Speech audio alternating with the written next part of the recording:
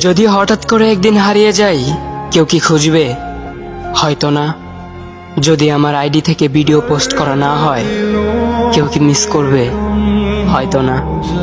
ইনবক্সে মেসেজ আসবে কিন্তু সিন হবে না, রিপ্লাই পাবে না, পরে থাকবে ওইভাবেই।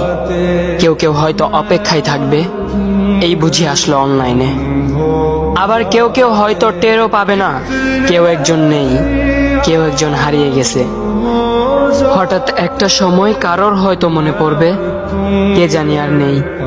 কষ্ট করে নামটা সার্চ করবে, পুরনো ভিডিওগুলো দেখবে আর ভাববে হুট করে কোথায় চলে গেল।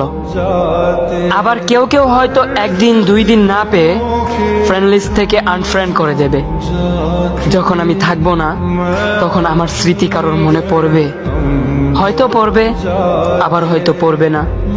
তবে হারাতে হবে, হারাতে হয়, হারিয়ে যাওয়াই নিয়ম। পার্থক্য একটাই, কেউ আয়োজন করে হারায় আর কেউ হুট করে হারায়। আমি না হয় হুট করে হারিয়ে যাব।